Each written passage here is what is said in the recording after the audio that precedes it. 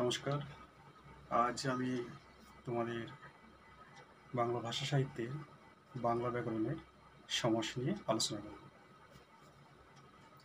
সমাস সম্পর্কে তোমরা সবাই জানো কম বেশি, তবু আমি একটু জানানোর চেষ্টা করি। বিষয় বাংলা ব্যাকরণ, একক সমাস, সংজ্ঞা। তার আগে আমাদের জানতে হবে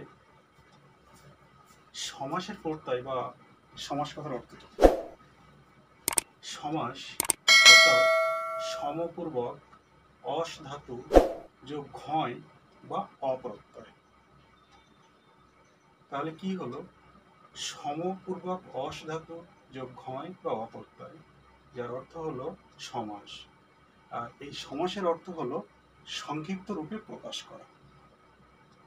এক কথা আমরা বলতে পারি সমাস কথার অর্থ হলো সংক্ষিপ্ত রূপে প্রকাশ করা, অর্থাৎ ছোট কোনো একটি বড় বাক্যের ছোট রূপ বা ছোট আকার। আচ্ছা, আমরা সংজ্ঞায় যাই। দুই বা ততোধিক অর্থ সম্পর্কযুক্ত পদকে একক পদে পরিণত করাকে সমাস বলে। বিএডের নিয়ম অনুযায়ী আগে আমাদের উদাহরণ বলতে হয়, তারপর ডেফিনিশন বা সংজ্ঞায় যেতে হয়। তো আমি একটু ঘুরিয়ে বললাম।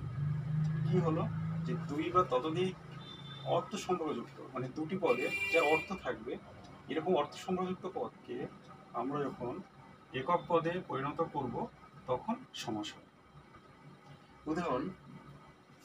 একটা উদাহরণ দিই। রাজার পুত্র সমান সমান রাজপুত্র। কি হলো যে রাজার পুত্র, এখানে একটি এবং দুটি পদ রয়েছে, দুটি পদের সাথে অর্থ কিন্তু সম্পর্ক রয়েছে। এটাকে আমরা এই বড় বাক্যটিকে বা এই দুটি পরপর যে শব্দ রয়েছে এগুলোকে আমরা একটি শব্দে বা একক পদে পরিণত করলাম, যার অর্থ হলো রাজপুত্র। আরেকটা উদাহরণ দিই। এই সমাসটা খুব মজাদার সমাস। দেখো, হংস ডিম্ব, সবাই এটা বলবে যে হংসের ডিম্ব, সবাই এটা বলবে, কিন্তু হংস কথার অর্থ তো সে তো পুরুষ হাঁস, সে কি করে ডিম পারবে?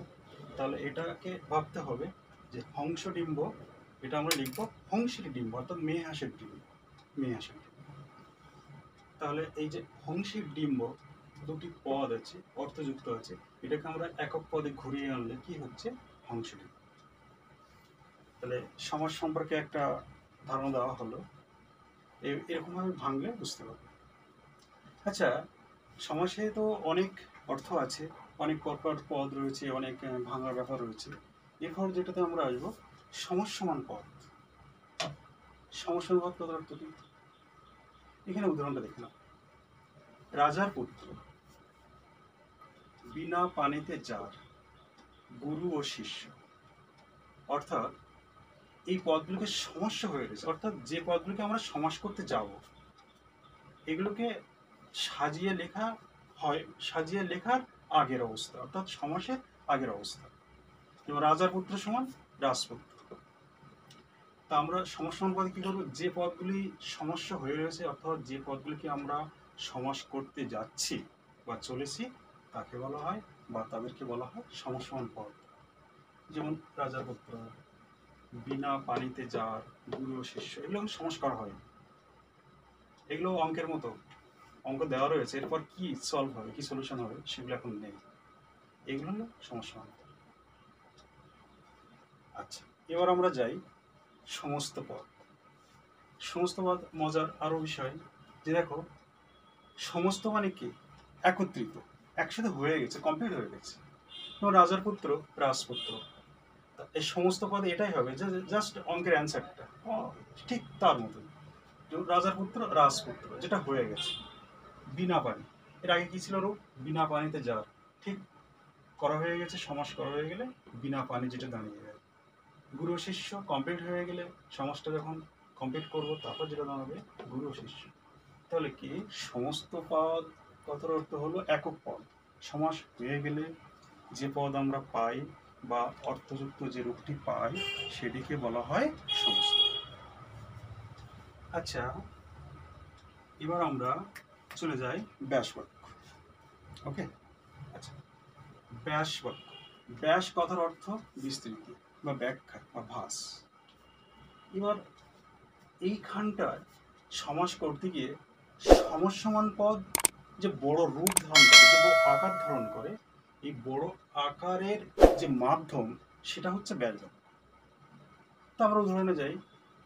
রাজার পুত্র, দেখো রাজার পুত্র, র, রাজার, আর বা র বা এর, এই র বা এর দিয়ে এই রাজার পুত্রের মাঝখানে র বা এর বসে রাজার পুত্র এই দুটি পদকে বিস্তৃত করা হয়েছে, বড় হয়েছে। এবং এই র বা এর জন্য এই দুটি পদের কিন্তু অর্থ পরপর যুক্ত হয়ে রয়েছে, রিলেশন আছে, রিলেটেড আছে। ঠিক তেমনি তারপর দেখো যে বিনা পানিতে জার, এই যে জার এই শব্দটা এখানে কিন্তু এর দ্বারা বিস্তৃত করা হয়েছে। বিনা পানিতে, এরকম যদি বলি এটা অসম্পূর্ণ বাক্য, ঠিক যেন একটা কমপ্লিট সেন্টেন্স বা পরিপূর্ণ একটা বাক্য না। তো কি হলো, বিনা পানিতে জার, জার দিয়ে একটা বাক্য বাড়িয়ে তার বিস্তৃতি করা হয়েছে, এই যে জার, এটাকে আমরা ব্যাজবাক্য বলতে পারি। তারপর একটা সহজ উদাহরণ আছে, সবাই দেখো, গুরু ও শিষ্য। এখন গুরু আর শিষ্য এটাকে শুধু বললে কেমন লাগে, বাড়াতে গেলে গুরু ও শিষ্য দিলে একটা সম্পূর্ণ বাক্য হয়। বাংলা বাক্য তো আমরা অনেক কিছুই বলি, কিন্তু গুছিয়ে সম্পূর্ণভাবে না বললে তো ব্যাকরণে তো সেটা ধরা পড়বে না, তাই না? তাই গুরু ও শিষ্য এই শব্দটিকে ও দিয়ে ব্যাজ বাক্য করা হয়েছে, ওটা না দিলে ব্যাজ বাক্যটা কমপ্লিট হয়। এটাই হলো ব্যাজ বাক্য। আচ্ছা, এবার আমরা চলো যাই অসংলগ্ন সমাস। আমরা কি আলোচনা করলাম? সমাসের সংজ্ঞা বা ডেফিনিশন, সমসমান পদ, সমস্ত পদ, ব্যাসবাক্য। এবার আমরা আলোচনা করব অসংলগ্ন সমাস। বাংলা সমাসে অসংলগ্ন নামক কিছু সমাস আছে, সেই অসংলগ্ন সমাস আমরা আলোচনা করব। এখানে অনেক মজার আছে, বিশেষ করে বাংলা ব্যাকরণ খুব ভাবতে হয়, এবং এটা অঙ্কের মতো অনেকটাই, খুব ভেবে চিনতে সংজ্ঞায় ফেলে তার অনেক চিন্তা করে তারপর এগুলো সলভ করতে হবে। অনেক এগুলো মুখস্থ করে, সেটাও হয়, কিন্তু নিয়ম মেনে সঠিকভাবে ভেঙে। যে অসংলগ্ন সমাস, অসংলগ্ন সমাসে একটা উদাহরণ প্রথমে আমরা আলোচনা করি। কেমন আলোচনা করি? কচু, কমা, আলু ও আদা। কচু, কমা, আলু ও আদা, এই তিনটি পদ যখন আমরা একক পদে পরিণত করেছি তখন কি হলো, যে কচ্ছাল আদা।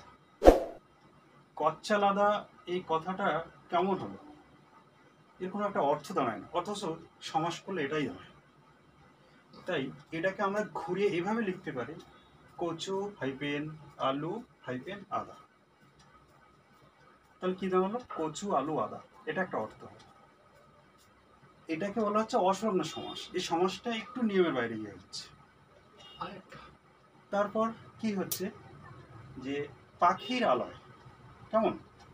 তো পাখির আলয়, এটাকে সমাস করলে কি হচ্ছে? পাক্ষালয়। এটা ব্যাকরণ নিয়ম অনুযায়ী এটাই দাঁড়িয়ে যায় পাক্ষালয়। কিন্তু এটা কেমন হয়? পাখির আলয় আর পাক্ষালয় কেমন একটা হয়ে যায়। এটাকে আমরা কি করব, যে পাখির আলয়, পাখির আলয় করলে এই পাখির আলয়ের সাথে সম্পর্কটা ভালো বোঝে, একটু ঘুরিয়ে ভাবতে হচ্ছে, একটু ঘুরিয়ে করতে হচ্ছে। এগুলিকে বলা হয় অসংলগ্ন সমাস। এগুলো একটু সমাসের ব্যতিক্রম উদাহরণ। তাহলে আজ আমাদের কি আলোচনা হলো?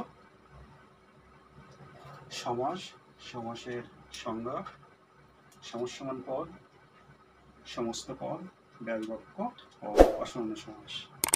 আজ এই অবধি, পরের ভিডিওতে আবার আসছি।